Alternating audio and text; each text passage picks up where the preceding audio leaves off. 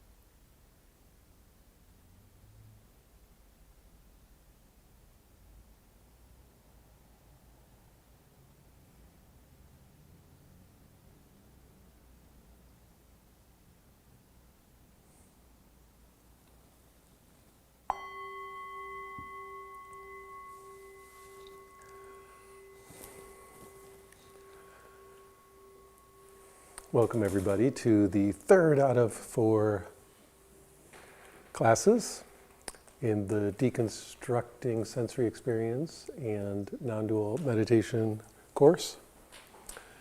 And in a way, this is maybe the big night. I don't know, next week might even be more important, but this third stage, the stage of wave-like phenomena, of impermanence, of vibratory stuff, is for me super fascinating and a real marker of, when one's meditation starts to get super powerful, right? Even though each stage in the 4-stage model, how many people have not ever seen the 4-stage model I'm talking about?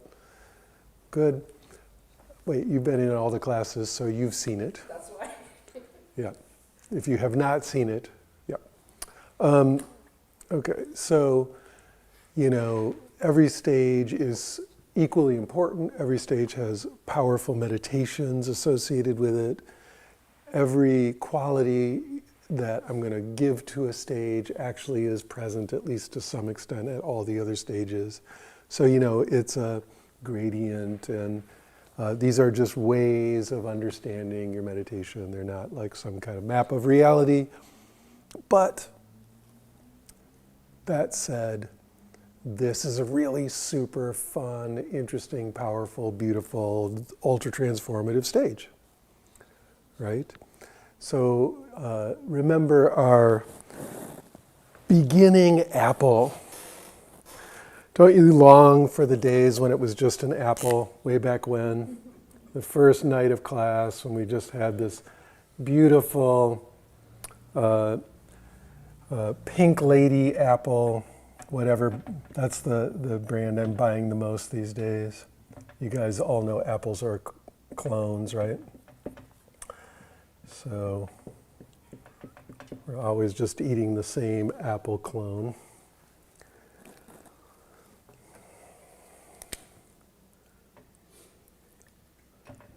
So we start out with our apple,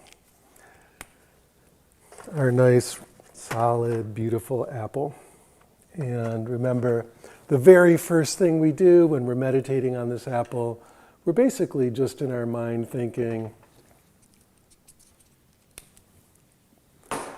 something like, let's get a good color here, yes. Apple as a concept, right? We just think, oh yeah, apple. And it's just a concept. And we don't really engage the object very much at all. Instead, we just engage the idea of the object, and that turns out to be really, really efficient, right? But also super boring. Very hard way to meditate, except if we do the practice that we did on that first night of, what do we call it? Analytical meditation, right? Really getting into thinking about something analytically. It can be powerful.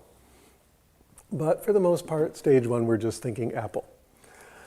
Then when we start to learn to do Vipassana more completely, we're like, oh, the shape of the leaf, the sound of the leaf in the wind, the smell of the apple overall, the feeling of the apple in the hand, the weight of it, the size of it, with your eyes closed, how your fingers feel on it, the texture.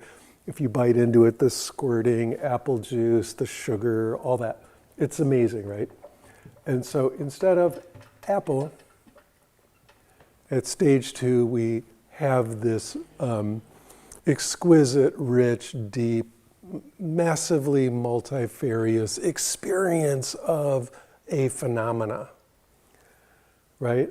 All kinds of amazing qualities, and that's what we're really drilling into in stage two, right? Getting into the phenomena in all its richness and glory. Stage three, however, is something very different. Even though none of these stages are broken off from each other, they're a continuum. It's one long rainbow of experiences from top to bottom. A funny thing happens when you start looking at the qualities of this very closely, very continuously, with a lot of concentration and a lot of equanimity over and over and over and over and over. And that is, it's moving. It's changing. Every one of those qualities is continuously different than the moment before. The sound of it in the wind is different on its leaf. The taste moment to moment is different. The feeling is subtly different as there's different, amounts of vapor on it or wetness on it or whatever. As you're looking at it, you get so into noticing every little shade of green, yellow, red, purple, reflecting off it, you'll start to notice that those are subtly changing all the time. Every part of it is changing. And at a certain point, it goes from, the leaf was wiggling every once in a while in the wind, and that was the only change. Other than that, it was solid, stable, continuous, always this apple, except if I looked at it over weeks. But moment by moment, it seemed very, very solid. As our concentration goes up, as we get more and more into each little sensory detail, and especially as our equanimity grows, a very weird thing happens, which is it starts to seem more and more like some kind of vibratory phenomena, okay? And eventually, that will become the most important thing about it. Like previous to that, you're really into the qualities, the shape, the color, the size, all that. And all those qualities become more and more heightened, more and more fascinating, more and more interesting. you're getting in there. As you meditate more, your ability to contact those goes way up. And so there's a lot of things about it, a whole list of qualities, right? So even though you're not doing it in language necessarily, there's like, you know, a whole list of different qualities about this sensory experience called apple, right? So there's tons of these things. And it just goes on and on.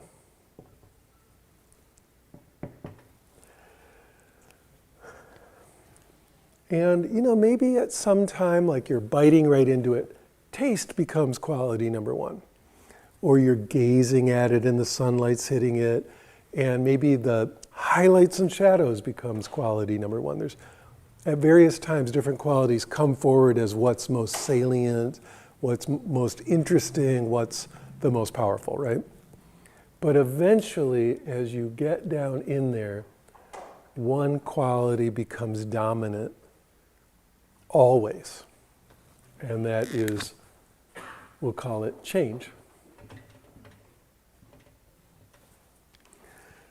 And when that becomes the dominant quality, when change becomes the main thing you see, you have hit stage 3.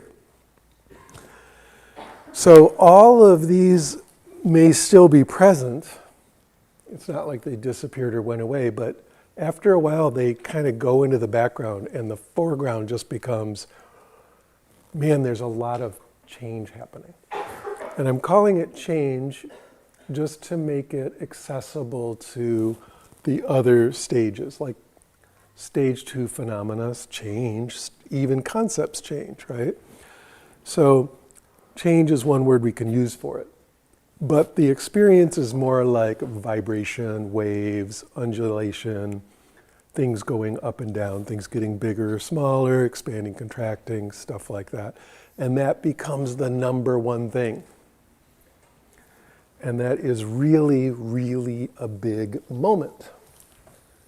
Even if you slowly glide into it over a long period of time, eventually you'll start having this experience where, man, everything I contact, like let's say body sensations, I'm sitting there contacting feelings in my body, feelings of bones, feeling of muscle, all this, you know, bones and meat kind of stuff. And I got into the qualities, and the more I watched it, the more it was kind of, I noticed the breathing is breathing, and there's, you know, heartbeat, there's various kinds of change. And then as my concentration got better, the change got smaller in a way, like it's happening on a smaller and smaller level, and it's like vibration, or like waves, or things growing or shrinking, right? And after a while, that became the main thing that was going on, right? That's what happens when we get our concentration up and our equanimity up. The sensory clarity under that condition can become so extreme that you see this kind of continuous change that we're going to call, you know, waves or vibration or change. And that is a big deal. That is life-changing. That is tremendously important. Now, normally in standard, everyday Theravada Buddhism, there's a word for this. Anybody tell me what that is? Yes, what's the word? Anicca. Never to be pronounced anicca, that is anicca, or in, so that's in the Pali language, in Sanskrit it's anitya.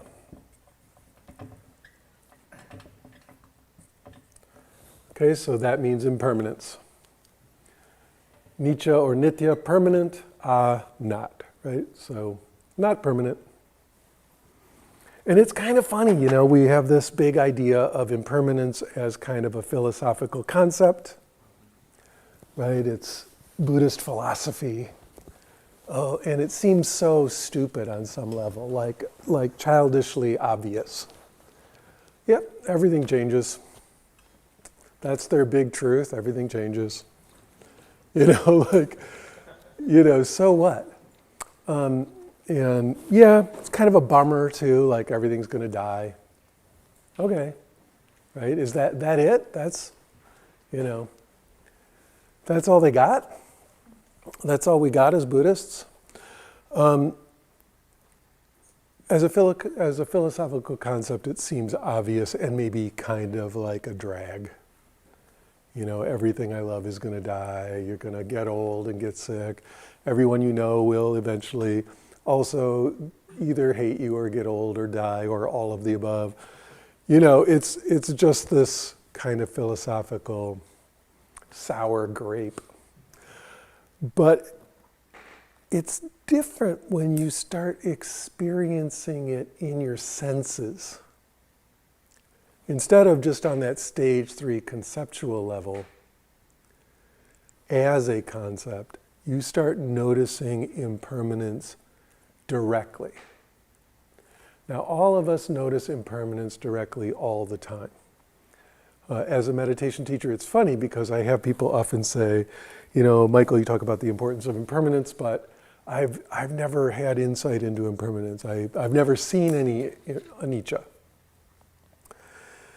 And, it's funny because, like we're talking about anicca, the Buddha said, like in Buddhist philosophy, anicca is like atoms or particles or something. It is literally in everything.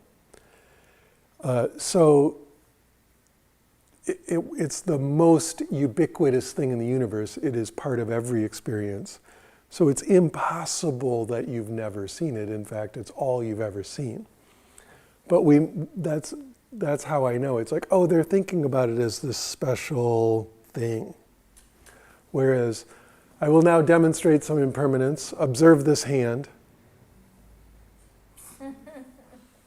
Did you get that? I'll do it with this one now. Right? It's changing, it's moving, it's in a different position. Stuff is different moment by moment. That's impermanence. It's not that special again. It's kind of ubiquitous. It's everywhere.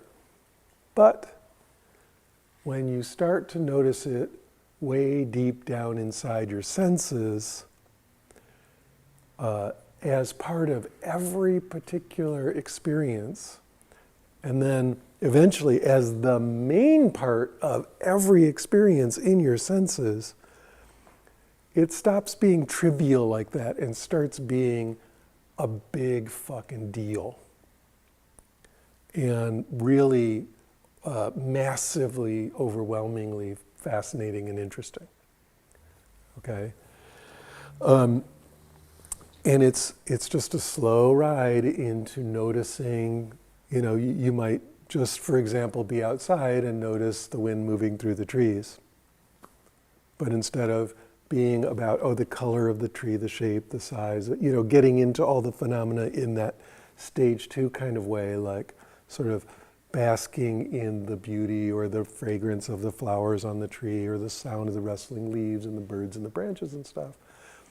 You're just noticing the sound is changing, the aroma is changing, the sight is changing continuously. If you were feeling the trunk of the tree, it's moving in the wind and all that. There's no moment of that tree that is like any other moment. And so as you're contacting it as a sensory thing, that stage 1 thing of tree, which we just shattered when we moved into stage 2 and turned it, noticed that it was like a smell and a shape and a color and a movement, all that stuff, it even shatters further into a bunch of stuff changing. And like, as I'm saying it right now, it might still sound kind of weird and conceptual. But the experience is so like socking in your face, like there's just a bunch of stuff changing. Right? And so we've got, instead of the concept of the tree and then all the qualities, we have this vibratory thing, this continuous wave of stuff changing there. And that also leads to another huge idea, right? Which is that The tree isn't really a thing at all. Right? It doesn't, you can't sit there and say, oh, it's this one solid thing that's always the same sitting there, it's called the tree. When it's a bunch of continuously changing vibratory phenomena, the thingness of it breaks down, right? And that we call anatta in Pali, or atma in Sanskrit, which is usually translated as no self, or not a self, but in this way of looking at it, we would say not a thing. So our minds are continuously doing this fascinating process of taking a bunch of changing phenomena and kind of lumping them together and saying that's a thing. And then there's some other changing phenomena over here, and that's a different thing.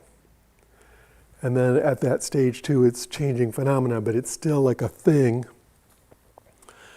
And then we go up to the level of concept. Now it's a thing with a name and a bunch of ideas about it. We're way away from that level of just vibrating, changing experience. Okay? And so not only do we get this thing of like, I'm going to attempt to draw this very difficult to depict idea. But instead of all these nice lines of shadow here, it's more like kind of waves, right? Everything is moving.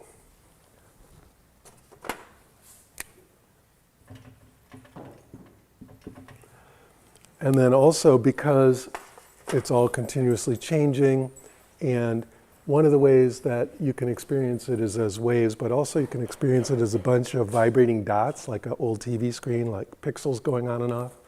Sometimes it's more like this. Like the thing that you were calling an apple is a bunch of vibrating pixels.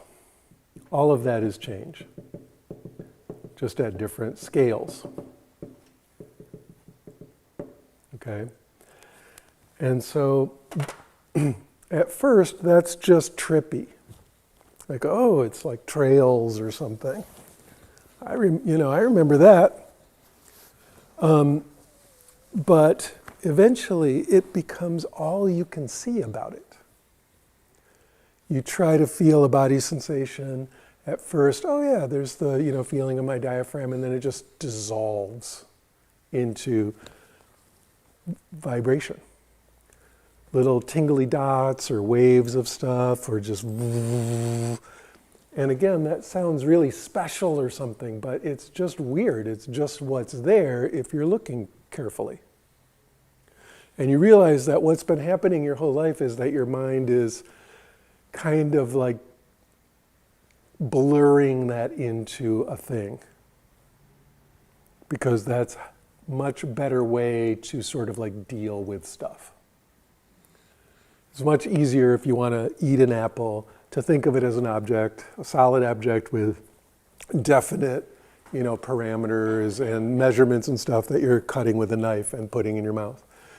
And so your mind does that on purpose for very good reasons. But if you pay close attention, at least in terms of experience, very important phrase there, at least in terms of subjective experience, there isn't an apple there. There's just a bunch of changing phenomena or vibratory stuff.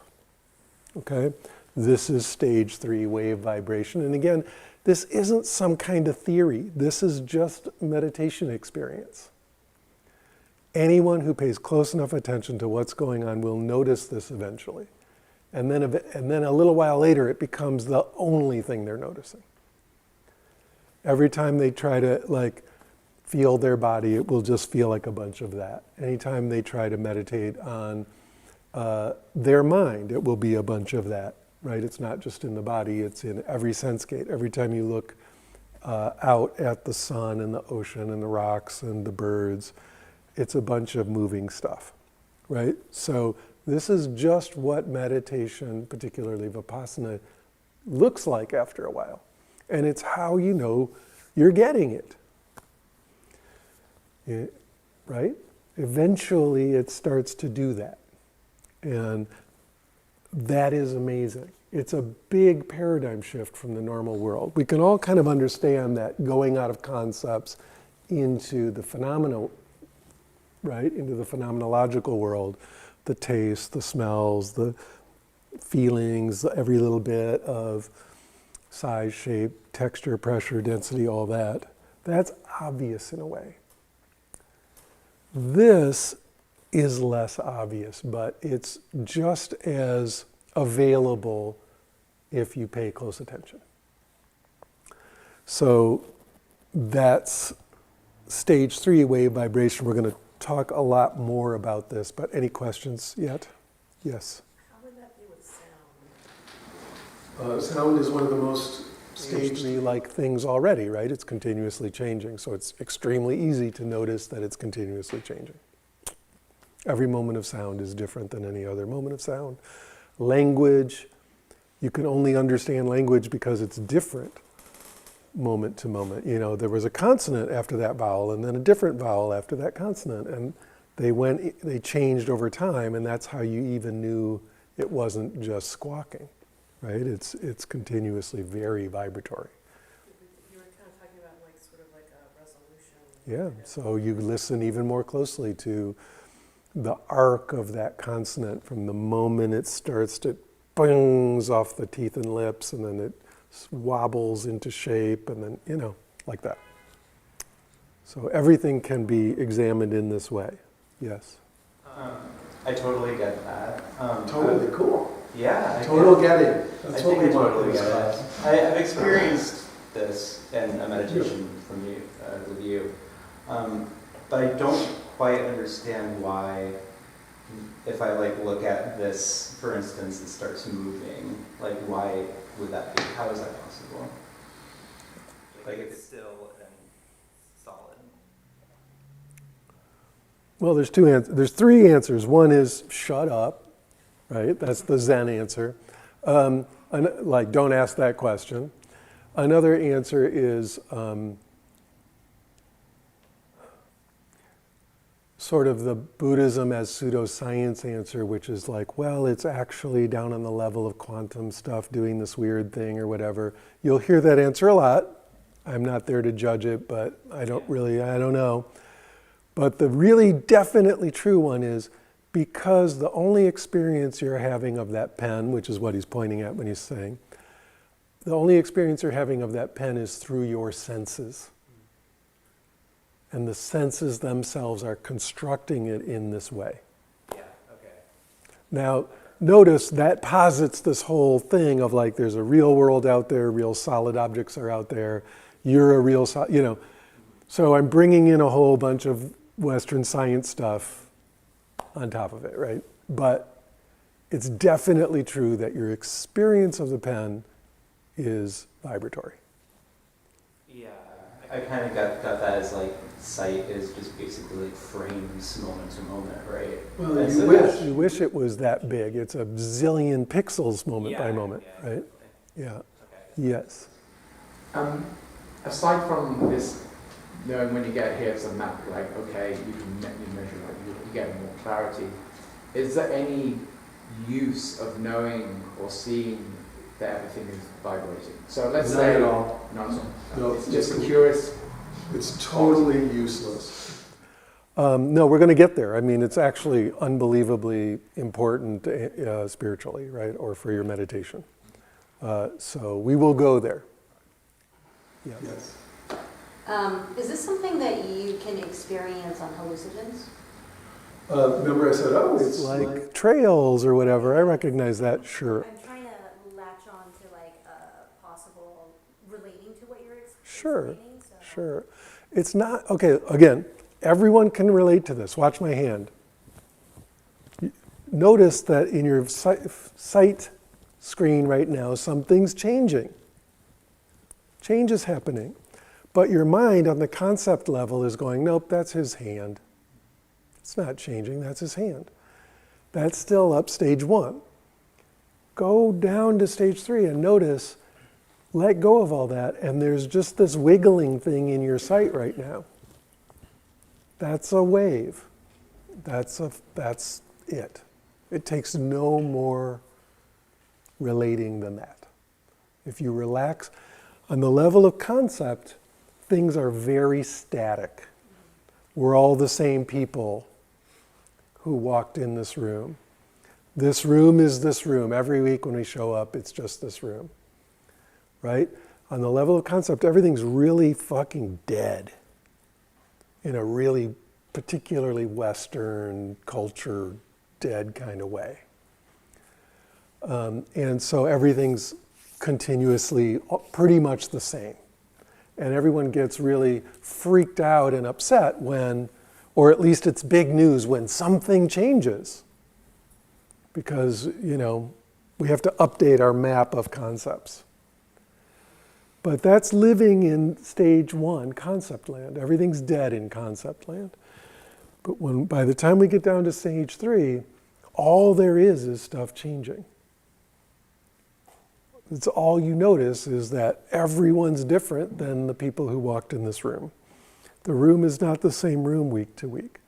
Everything is continuously changing, not as an idea, but as an experience. So it's very easy to relate to if you drop deeply enough into just experience instead of ideas about experience.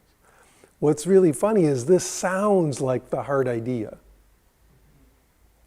But really, it's that whole concept level you had to work your whole life to get, because that's the hard idea, whereas any child can just notice that stuff is changing all the time.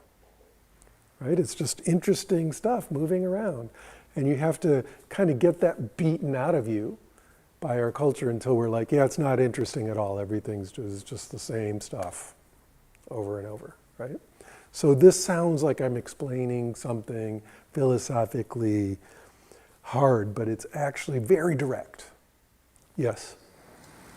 So what is the quality of mind that is stopping us from experiencing?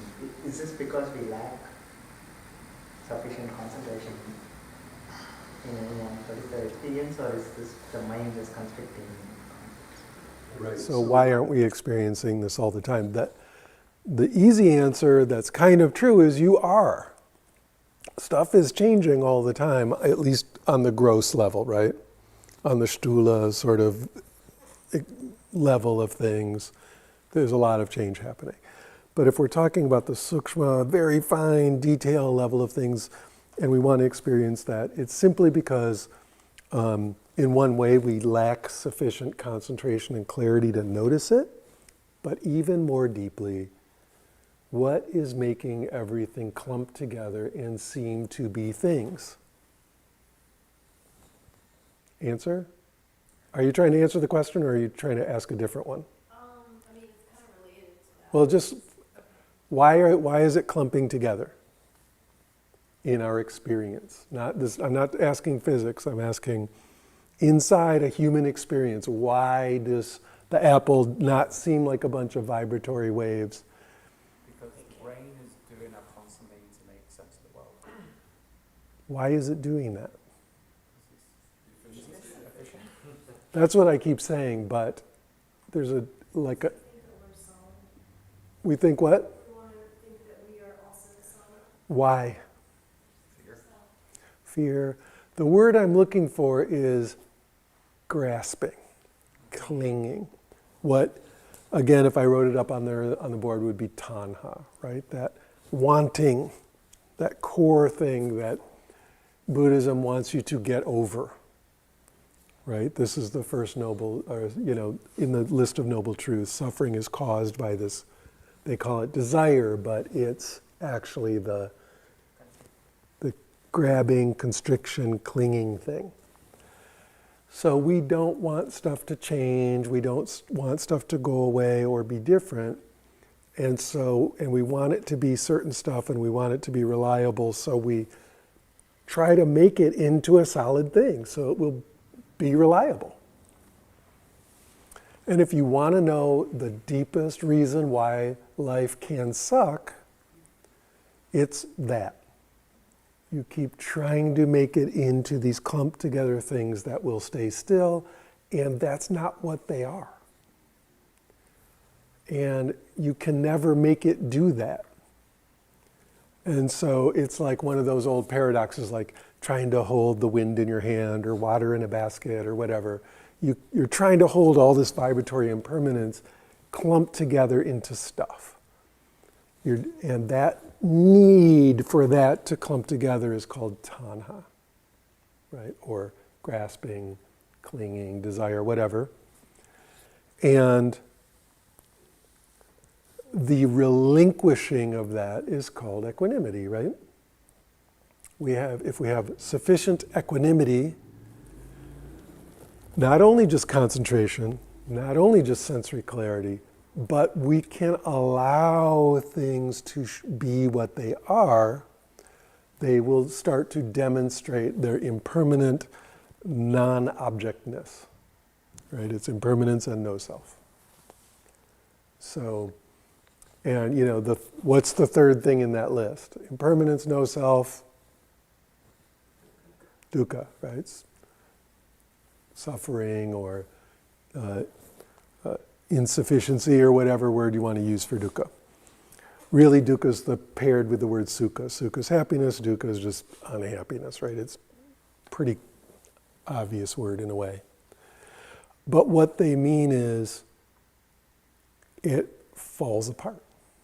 Everything falls apart. And so it's got this quality of like, you want it to stay together and it keeps falling apart. And so that thing of wanting it to stay together is what's at the very core driving you crazy, bugging you day by day by day by day. And what's the absolutely main thing we want to hang together? It's not just chocolate cake. It's not just, I want to have a youthful complexion forever or whatever. It is me. The sense of being me. I want that to be the same forever and be immortal and completely reliable. And, to get even weirder, to even be a thing at all. But it's not. It's a vibrant, it's not that it's not there. There is stuff going on there. There's feelings happening, there's thoughts happening, so it's not, if people say there's not a self, there is, it's an illusion that there is a self. That's not exactly right. There's an experience there of something, but it doesn't add up to like an entity, a being that's living in there that's immortal. So just like the apple really is, being red and tasting sugary and sounding nice when the wind goes through its leaf and stuff. It's not like that experience doesn't occur, but it doesn't add up to a thing, a permanent thing that is the apple. And if we had a, Star Trek nano disassembler thing, we could take it apart into its components. And even though we had every single atom, every single quark that made up that apple, there would be no more apple there. Right? So it's that idea. So did your question get handled there yet? All right, so let's do a meditation on this right now. Remember, just for the record, what I'm talking about can take place in any sense gate. This can be in smell, in taste, in thinking, anywhere. Okay? So what we're going to do for this meditation is notice things changing. That's it. And I want you to, we're going to do Vipassana here with a label, right? So every time you notice something changing, I want you to use the label change.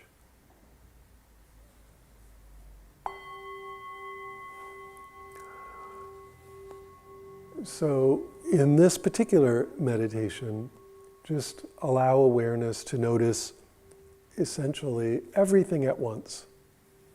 The sounds of the world around you, the feelings of the body, the thoughts moving through the mind, emotions moving through the embodied emotional sensation zone, maybe changes of light or smell or taste or whatever.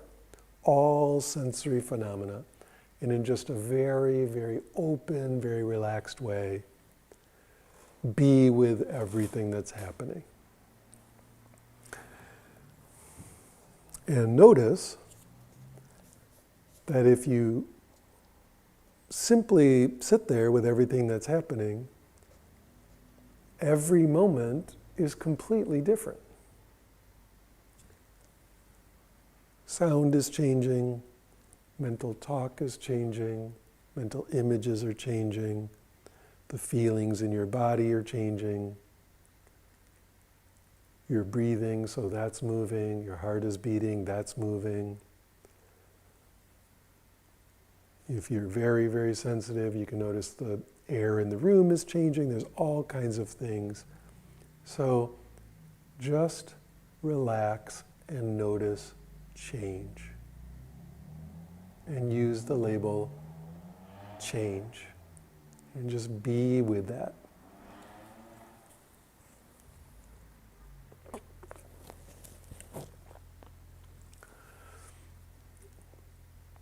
The way I've described it here, it doesn't have to be hyper-concentrated or micro-phenomenology or anything. This is just normal level, everything changing.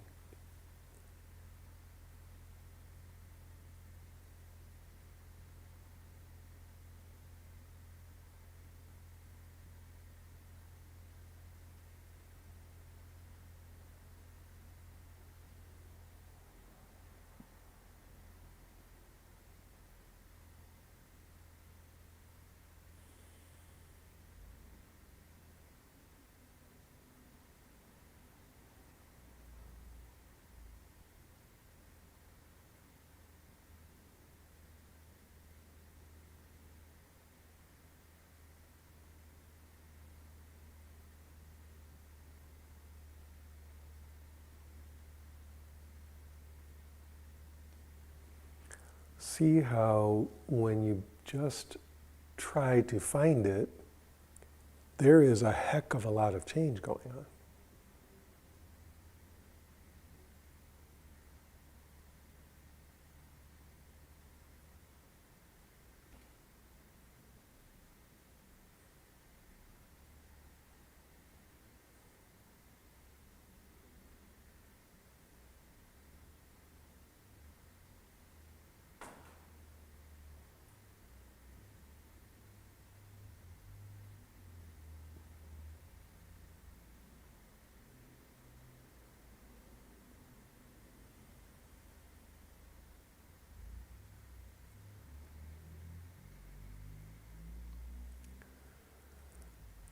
Now pick a sense gate, but I would say probably either external sound or maybe your body. If it's external sound, just notice that it is super changing. Every sound is filled with a zillion little pops and clicks and wiggles and stuff so that it's actually changing continuously at a very fine level, ubiquitously.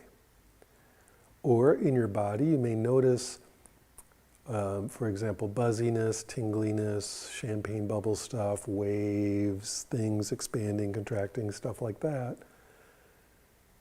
If that's more interesting, zero in on that.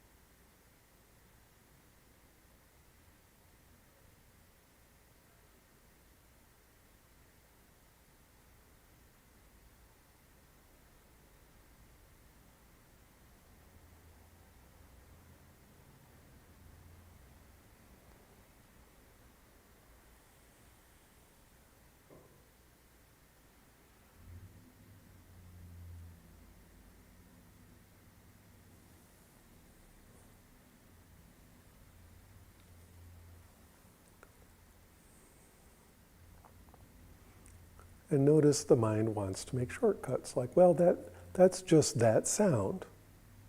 That's just the sound of a car tire on the street. But that's stage 1 concept. Oh, it's just the same sound. Stage 3, that sound is continuously changing.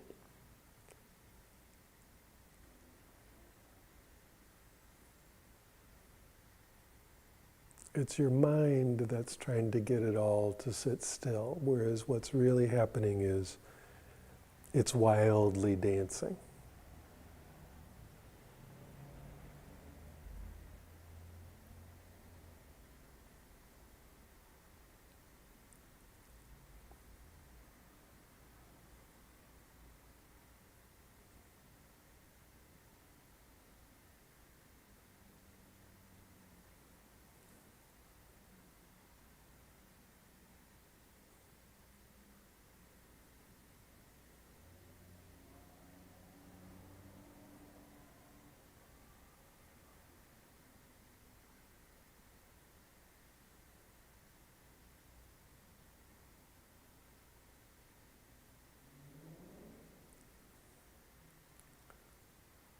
Now let go of trying to do it with your mind and just surrender to all this flow that's happening, all this change, all this continuous vibration, undulation, expansion, contraction, wiggly, shimmery stuff. Just let go completely. You're not doing it. It's already happening.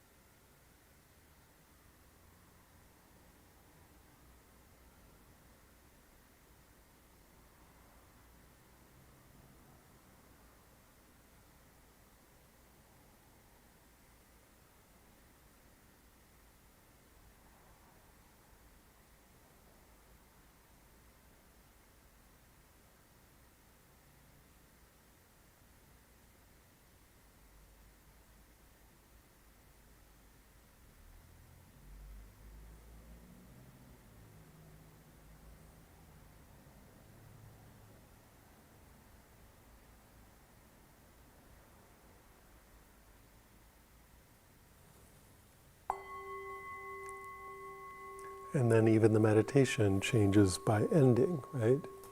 So there's this kind of continuous change going on in any particular sense gate or in all of the sense gates. So who cares? Like, why should I care? Right? Why is this important? Well, as I said, it shows you this is where we're getting down in our meditation to like what Buddhism is about. Why they thought it was interesting to meditate in the first place. Right? Because we get into Four Noble Truths territory, right? There's suffering, and the suffering is caused by what? This clinging, grasping, trying to make things, trying to hang on to stuff. And if we can stop trying to hang on to stuff, then that feeling of suffering goes away, right? And how do we stop trying to hang on to stuff? Well, one way is to keep noticing that, to put it in kind of a funny way, stuff isn't stuff. You think it's an apple, but the more you look at it, it's just this changing vibratory thing that wasn't a thing to begin with, and that you certainly can't hang on to in any ongoing way. And even the hand that wants to hang on to it is changing continuously. And even the thing that thinks it's a person that wants an apple is vibrating fields of just changing stuff, right? And you notice this directly. Not as an idea, not as a religious concept, not as something you learn in like catechism school or something, but that you notice in your own meditation. And at first, it's just like what we just did. Hey, the sound outside is moving, or my hip feels kind of buzzy and tingly right now. It's changing, and I'm breathing, so that's changing, right?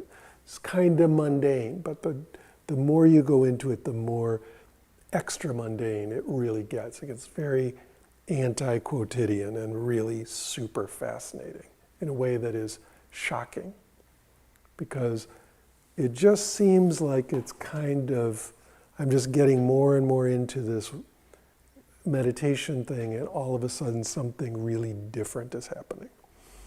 So we start noticing anicca, right? Everything's changing continuously. We start noticing anatta, which I always call things aren't things, right? We have been reifying, we've been making these waves into objects, but below a certain level of conceptualization, they just turn back into waves.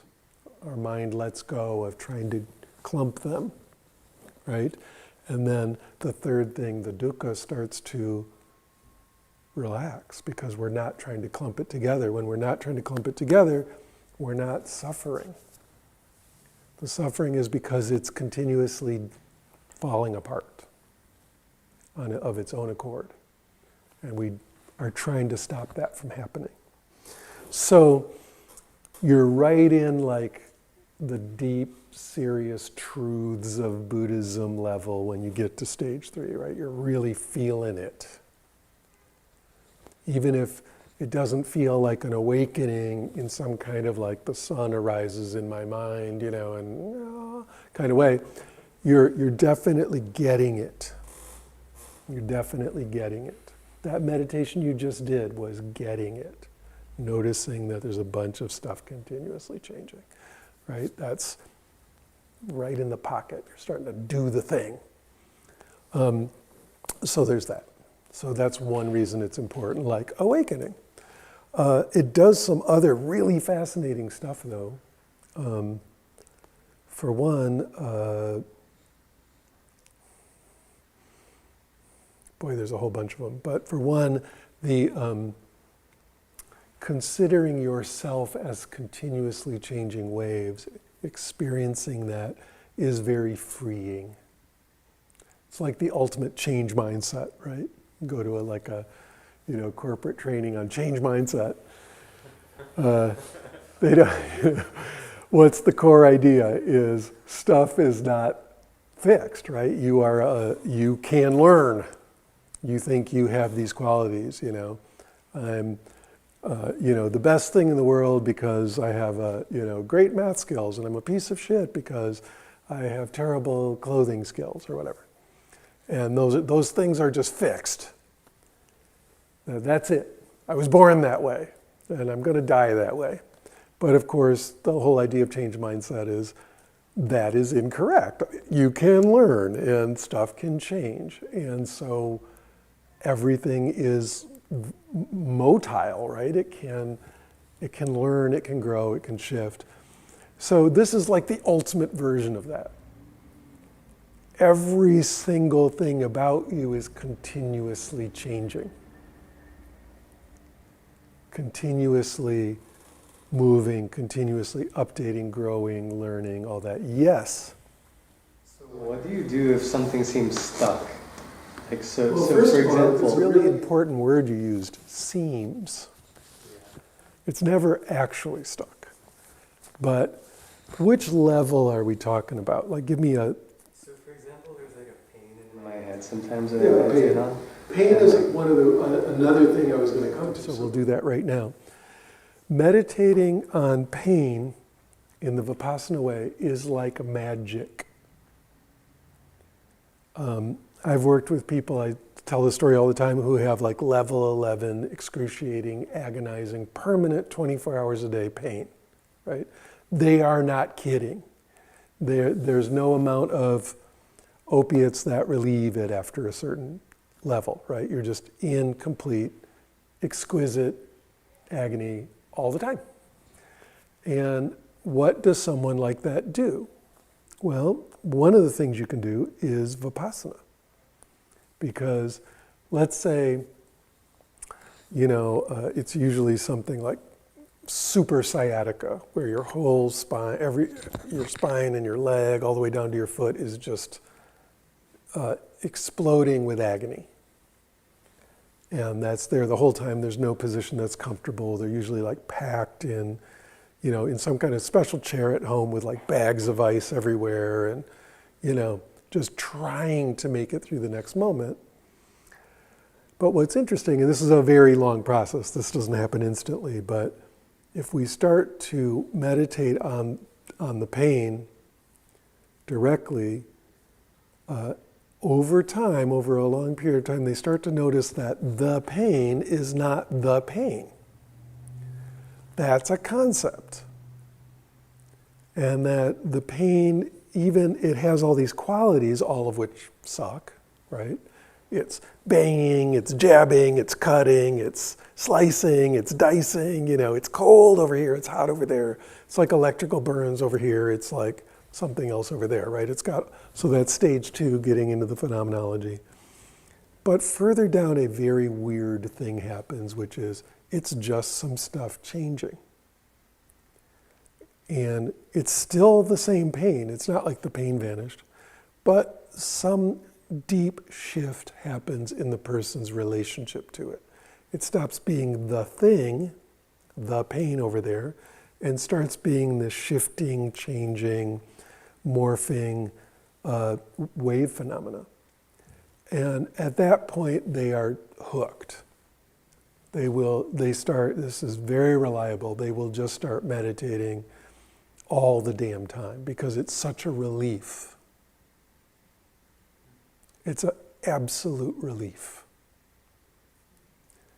And they have no reason to kid me or themselves about this. It's not like they're making it up, right? And certainly, I've had this experience a lot. If you're feeling tremendously awful in some way, but you're used to stage 3 and you start just allowing it to do its thing, it's a very different kind of experience. Again, it's not that the stuff goes away. It's that the experience of it becomes something very different. And to put it I'll say it like this because it's true, but all this stuff like in the body starts to be more like a massage because it's moving and changing. And even the mind, like everyone's so worried about their thoughts and they want their thoughts to change and their thoughts to stop and their thoughts to be different, and they're so worried about their thoughts. But at this level, thoughts are just movements in the mind. They feel delicious.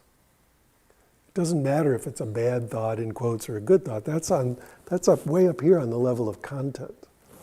On the level of a wave, it just feels good.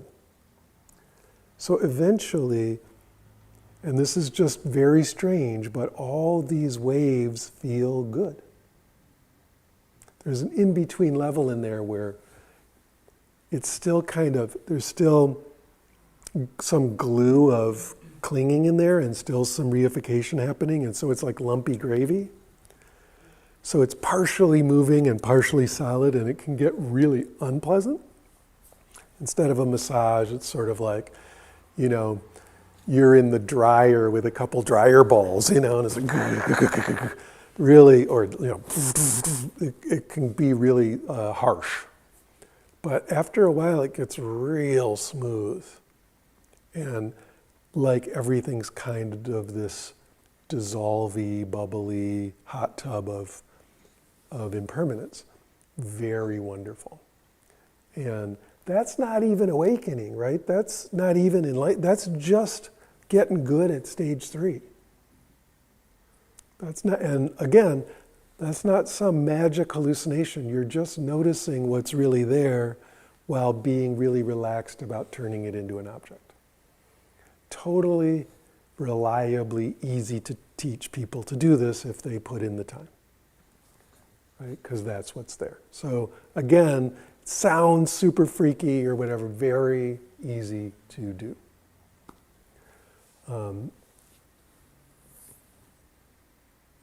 Yeah, questions?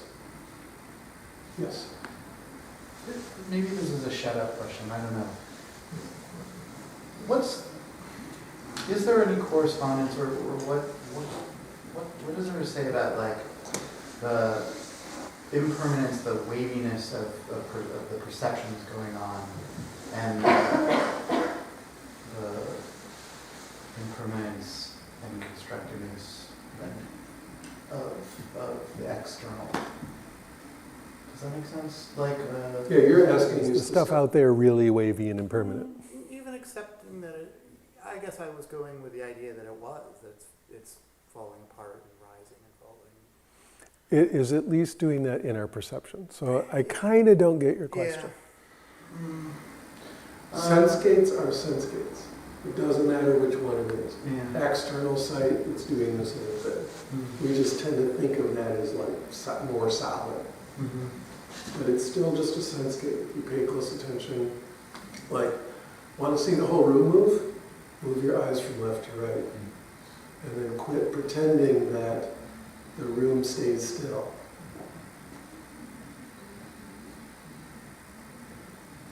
Can you notice that? Everybody try to do that right now. Move your eyes from left to right. Now notice you're doing this thing, you're going, okay, the room is staying still and my eyes are moving. Because, that's a reasonable thing to do. But let go of that. Be 1 year old and notice that the whole room is moving as you do that. The image of the room is going like this, right? And you have this concept called room and you're keeping that still. But just stop doing that. You can get gigantic, do this with your head. It's like a whole bunch of shit is really moving, right? So in a way that's silly. It's like a little kid thing to do, but that's huge impermanence in external sight. Okay? Does that make sense? Yeah. Yes. Is there a type of meditation where someone maybe uses the sight and meditates on the sight particularly to see changes? Of course, yeah. So like meditating with your eyes open. Yeah, it's called vipassana. It's just vipassana on the external world. Yeah, or external sound. Try it sometime. It's a blast. Yes. So you mentioned like you find this state, this level 3, if you get clear, if you have equanimity, if you have concentration. And the moments, there are days, sometimes I just drop into this, and there are days when I sort of stay higher, and without trying to figure it out. And I was like, what was it there? What was it that allowed me to sort of drop into that? The usual answer Yeah. is probably your meditation skill is not wildly varying from day to day. Probably it's like you're more worried about something. Something in your external world is upsetting or more complex or whatever. And so, in other words, all other things are not equal. That's almost always the case. And so to find that, and sometimes it's just like just drop it, surrender. It's sometimes just like just accept that, or can you is That's all equanimity. What's that? That's all equanimity. Just okay. But if you're not aware of what may be in the background, sometimes it comes out like, oh, I'm noticing there's a need to plan or something or whatever, and that's what's somehow perceptibly allowing it, keeping me rigid and preventing the melt, as it were. But sometimes it's completely unconscious. So how might one go about making it conscious? By meditating on it and noticing it, and then if you pay attention to it, it's going to vibrate and fall apart and vibrate and fall apart and not be a thing, right? So I wish I could talk about this level for like months and years because it's really, really, really fun. It's powerful. It's interesting. But I'll just show you one more really, really cool thing about it, and that is, remember we've got all these qualities like, I'm just gonna just say size, shape, texture, pressure, density, right? There's all these things that are qualities, and a zillion more. So on stage 2, we're making all these distinctions. Instead of just label apple, we're distinguishing it into lots and lots and lots and lots and lots of qualities. One of the translations of the word vipassana would be distinctions, right? Seeing these differences, right? Pasana just means to see. V can mean difference. So it can also mean in, like see in, insight. That's why it's called insight meditation, but another translation would be, to make distinctions. And so that's why sensory clarity is so important, because that's fine distinction. So we get more and more sensory clarity, we're just more and more distinctions, more and more richness of the sensory phenomena. But when change becomes the main thing we're noticing, and all of these are changing, we get a total reversal, right? All of it,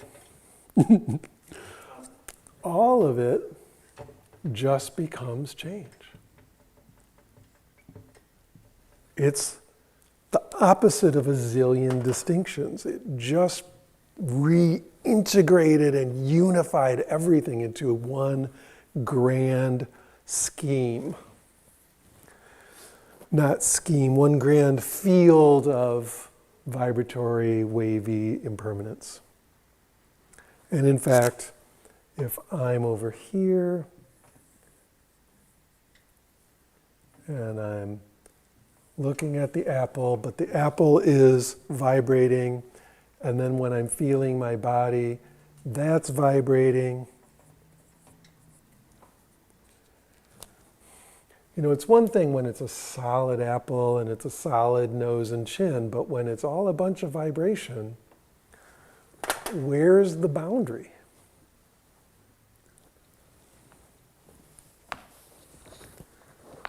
Between anything. There isn't one. And so this impermanent, moving, changing, dissolving, arising thing turns out to be like the grand unifier of creation, right? Me, you, the room, a cloud, a snail, a brick. It's all vibrating phenomena. That's all interpenetrating. There's no boundary between any of that flow, any of that change. It takes being up at stage 2 or stage 1 with concepts and qualities for it to be separate. The mind at that level is splitting everything up. When we get deep into stage 3, it's not just that everything is changing, it flips, and it's that everything is change. That's all that's going on, is just this. And there's no separation. So it starts to be very obvious directly in your own experience, not as some kind of cool concept that everything is just like a bunch of ripples in a big pond. And all the ripples are just rippling together.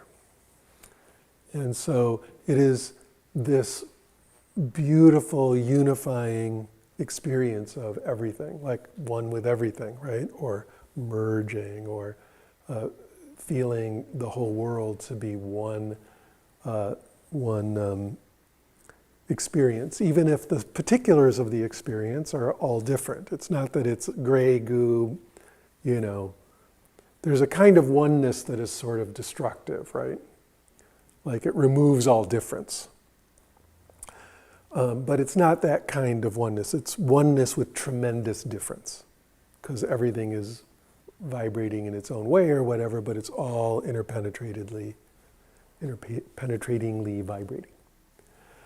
So I keep saying dissolving because something that happens at this level that's really odd is that because you're not holding stuff together with clinging, it keeps vanishing in experience. And then it will come back, but it came back. So is it the same thing or is it a new thing? It's very hard to tell in a way. Our minds will say, oh, that's just, you know, the sound cutting in and out, but I know that that's an engine making that sound, so it's the same sound. But notice how, in a weird way, ridiculous that is.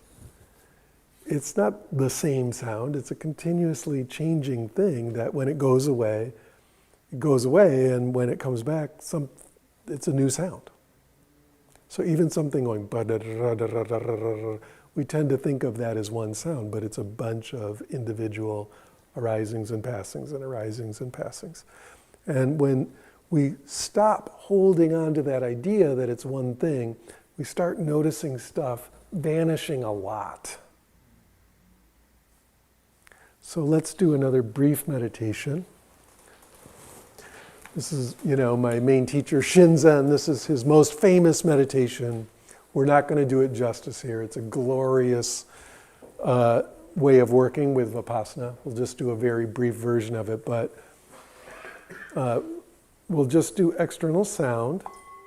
So just listen to sounds, and all I want you to hear is any particular sound going away. And then when that becomes really clear, you can hear the endings of sounds. Then notice any part of any sound going away.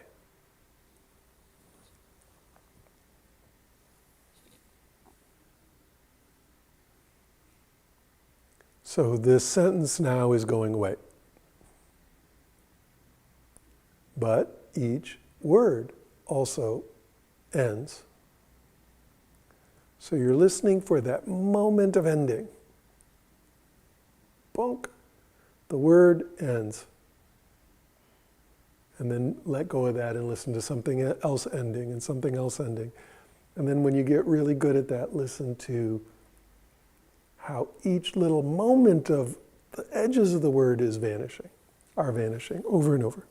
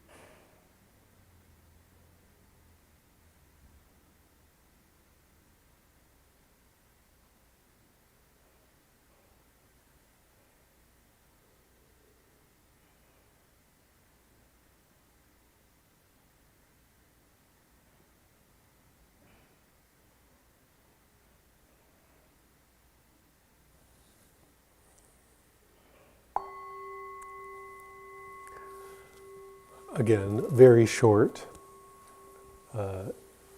This is called meditating on gone, that moment of vanishing. Anybody notice that there start to be quite a few vanishings? Raise your hand if you notice that. Yeah. And especially if it's not just the end of a thing, but even any part of anything starts to become, in a way, all you notice is stuff vanishing. What's great about that particular way of working is that we'll start to lead you into cessations, right? Because more and more vanishings, eventually your whole mind just blips out for a second. That's an awakening moment. So right there, if you did that meditation, if you do it a lot, keep doing it hour after hour, day after day, week after week, year after year, that's very awakening meditation.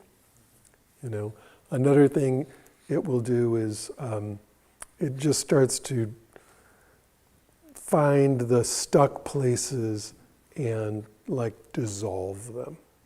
Because the more you notice anything that seems stuck, eventually some little corner of it starts wiggling and then going to gone, and then the whole thing will move a little bit and it breaks up, right? This is also where people run into dark night territory, right? This is where stuff can get really unpleasant if, for example, there's stuff you really are trying to hang on to. It's fine when my pain is dissolving away, but when something I am really stuck on keeps dissolving and I'm trying to hold, it can get very unpleasant. Or if for a person who's doing a tremendous amount of self-management to kind of keep it together and requires a tremendous amount of self-management, having the manager dissolve might be a real problem. You know, like that could be a trip to the psych ward for a while. So, you know, this is strong stuff. And so you want to approach it like, you know, little at a time with a lot of help and a lot of compassion. And of course, it all reassembles and stuff like that. It's not a permanent thing in terms of any deleterious effects. But, you know, having your sort of control slip away suddenly can be a problem some of the time. Now, only because we have very few minutes left, I will just blast through that point and say, stage 3 inevitably leads to stage 4.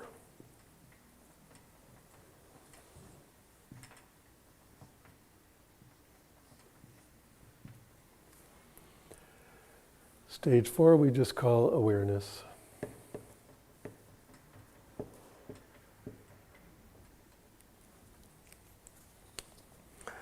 And at stage 4, we notice that even when all these phenomena dissolve and disappear and go to gone,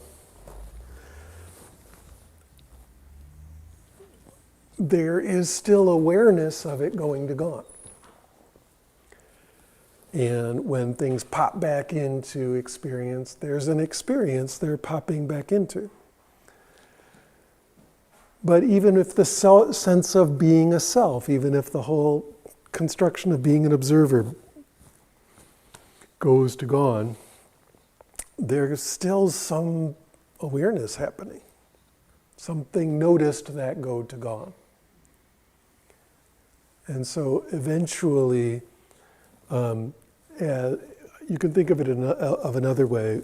You can think of it in another way where all the waves start to get bigger and bigger, and there's just more and more vibration, and it starts to get more and more space between the vibration. And what is there is just awareness.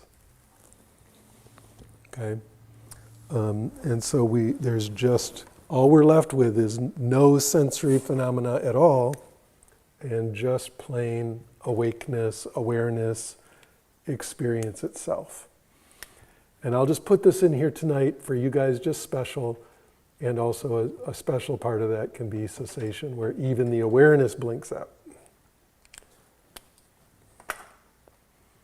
So we're going to talk quite a bit more about that next week, but that's what stage 3 inevitably leads to. If all sensory phenomena are all just vibrating and disappearing and then frothing back up out of nothing, and that's everything is doing that, what is noticing all that? Is just awareness itself. And in terms of experience, awareness is always there. Otherwise, it's not experience. So this is kind of the final stop in this direction. We keep drilling down, drilling down, drilling down. We notice that all experience is impermanent and it's not made of things, and we're trying to hold it together, and even then eventually even the whole idea of a person who's trying to hold anything together is vibrating, and then that falls apart. The whole idea of being a person at all just keeps going to gone and vanishing. And yet there's just this space of awareness where all that is fomenting. And so that's kind of the final stop. Now, of course, that awareness is present on all the other levels, just like vibration is present on all the other levels. And, some level of concept or fabrication is present on all the levels, right? So it's not like the awareness suddenly appears. It's the hidden thing or the support for everything else. That's how you even know other things are happening, right? But it's a very powerful moment when we go from thinking we're, these thoughts and feelings, and then you notice the thoughts and feelings are just a bunch of continuously changing vibration, and then the thoughts and feelings just keep going to nothing. What's left is just awareness itself. And then, again, that even that can blink out, and if that's done under the conditions of tremendous sensory clarity and concentration and equanimity, that's watching that just before it blinks out and just when it comes back, very, very, very awakening, very powerful. So that's stage 4. That's what we're going to go into next week. And because the class is called Deconstructing Sensory Experience, you see we've gone from 1 to 2 to 3 to 4. That's the deconstruction. Down here, there's no sensory experience at all. Or if there's any, it's just the experience of awareness itself, right? But remember, the second part of the title of the class is and non-dual experience. And I'm going to show you how you can then use this awareness level, once that becomes very clear, to go back up the stack and meditate on all these other things in an entirely different way, right? And that would be like, early Buddhism, Theravada, we're going down the stack. And what you want to get is those cessations in early Buddhism. That's called nirvana. That's what nirvana means. It's a cessation. You've gotten so fine-grained on these everything disappearing that even you and all the world disappears for a second, and then it comes back, and then again it comes back. And the aftermath of that is like, that really is universe-blowing, mind-blowing, experience-blowing, life-changing. Because you just watched everything go away and then come back with tremendous clarity. And so that's Theravada Buddhism. But as we'll see next week, later Buddhism goes the other way. They start out meditating on awareness because you can just do that. We do it in here every Thursday night, right? Start out with awareness. It's not that hard to do. It's present at every level. And so it's just a completely different theory of how to meditate. It's like opposite. And so you tune into the awareness piece, and then you go back up the stack and start to notice vibration type stuff, notice all the sensory quality stuff, and even work with concepts and all that from the space of awareness. So we'll dig deeply into that next week. Tonight, however, for our final meditation, we will just quickly do a stage 4 direct experience of awareness meditation. So again, we do this most Thursday nights in here, so if you've done that before, you'll be very used to this. We've only got 2 or 3 minutes here, so I just want you to notice that part of experience that is boundaryless. There's no boundary at all. There's no sides to it, no back to it, no front to it, no top or bottom. It's timeless. You can't remember when it started. You don't know when it will end. It's just timeless. It seems to have always been there.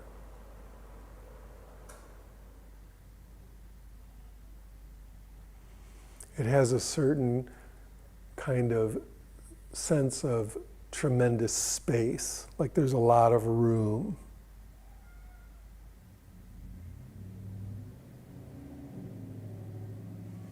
Thoughts may be arising inside it, but it's not a thought. Mental pictures may be arising inside it, but it's not a mental picture.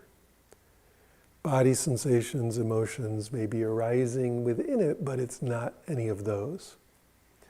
In fact, as we just saw, it's not any experience at all. It's just the awakeness.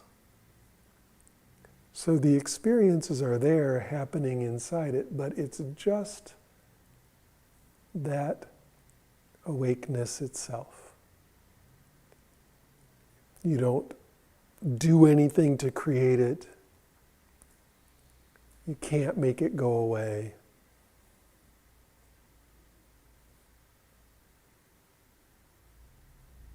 Even the experience of being a you with a body and a mind and a name and a history and all that is just some stuff in awareness.